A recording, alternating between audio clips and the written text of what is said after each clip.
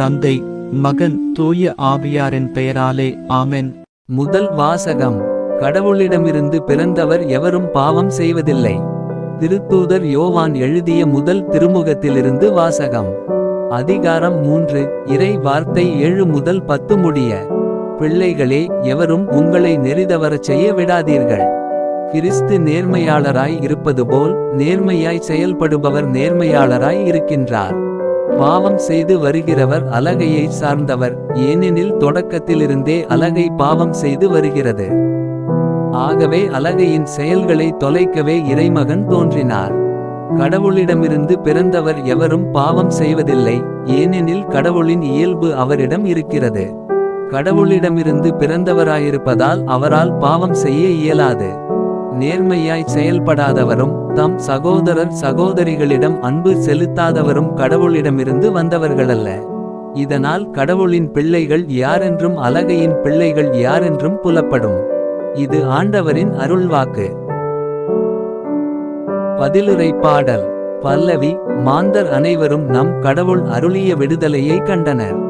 ஆண்டவருக்கு புதியதொரு பாடல் பாடுங்கள், ஏனெனில் அவர் வியத்தகு செயல்கள் புரிந்துள்ளார்.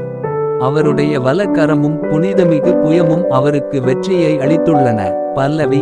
மாந்தர் அனைவரும் நம் கடவுள் அருளிய விடுதலையை கண்டனர்.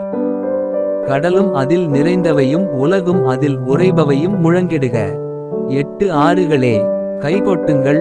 மலைகளே, ஒன்று கூடுங்கள். பல்லவி. மாந்தர் அனைவரும் நம் கடவுள் அருளிய விடுதலையை கண்டனர். ஆண்டவர் முன்னிலையில் மகிழ்ந்து பாடுங்கள், ஏனெனில் அவர் உலகுக்கு நீதி வழங்க வருகின்றார். பூவுலகை நீதியுடன் ஆண்டிடுவார், மக்களினங்களை நேர்மையுடன் ஆட்சி செய்வார். பல்லவி. மாந்தர் அனைவரும் நம் கடவுள் அருளிய விடுதலையை கண்டனர். நற்செய்திக்கு முன் வாழ்த்தொலி. அல்லேலுயா, அல்லேலுயா. பலமுறை பலவகைகளில் முற்காலத்தில் இறைவாக்கினர் வழியாக நம் மூதாதையரிடம் பேசிய கடவுள் இவ்விறுதி நாள்களில் தம் மகன் வழியாக நம்மிடம் பேசியுள்ளார். அல்லேலுயா. நற்செய்தி வாசகம். மெசியாவை கண்டோம். யோவான் எழுதிய தூய நற்செய்தியிலிருந்து வாசகம். அதிகாரம் 1. இறை வார்த்தை 35 முதல் 42 முடிய. அக்காலத்தில் யோவான் தம் சீடர் இருவருடன் மீண்டும் பெத்தானியாவில் நின்று கொண்டிருந்தார். இயேசு அப்பக்கம் நடந்து சென்று கொண்டிருந்தார். யோவான் அவரை கூர்ந்து பார்த்து, இதோ கடவுளின் செம்மறி என்றார். அந்த சீடர் இருவரும் அவர் சொன்னதை கேட்டு இயேசுவை பின்தொடர்ந்தனர். இயேசு திரும்பி பார்த்து அவர்கள் தம்மை பின்தொடர்வதைக் கண்டு, என்ன தேடுகிறீர்கள் என்று அவர்களிடம் கேட்டார். அவர்கள், ரபி, நீர் எங்கே தங்கியிருக்கிறீர் என்று கேட்டார்கள். ரபி என்னும் எபிரேய சொல்லுக்கு போதகர் என்பது பொருள். அவர் அவர்களிடம், வந்து பாருங்கள் என்றார். அவர்களும் சென்று அவர் தங்கியிருந்த இடத்தை பார்த்தார்கள். அப்போது ஏறக்குறைய மாலை 4 மணி. அன்று அவர்கள் அவரோடு தங்கினார்கள்.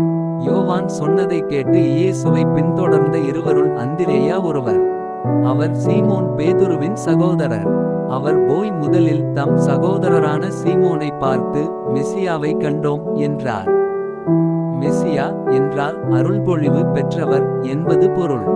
பின்பு அவர் சீமோனை இயேசுவிடம் அழைத்து வந்தார். இயேசு அவரை கூர்ந்து பார்த்து, நீ யோவானின் மகன் சீமோன், இனி கேபா எனப்படுவாய் என்றார். கேபா என்றால் பாறை என்பது பொருள். இது ஆண்டவரின் அருள்வாக்கு. உங்களுடைய பிரார்த்தனைகளையும் வேண்டுதல்களையும் நாளைய திருப்பலியில் ஒப்பு கொடுக்க விரும்புவோர் கீழ்காணும் மெயில் ஐடிக்கு உங்கள் வேண்டுதல்களை அனுப்பவும், அல்லது வீடியோவின் கீழ் கமெண்ட் செய்யவும். பிதா, சுதன், பரிசுத்த ஆவியின் பெயராலே ஆமென். தின பிரார்த்தனைகளுக்காக லைக், சப்ஸ்கிரைப் மற்றும் பெல் ஐகானை கிளிக் செய்யவும்.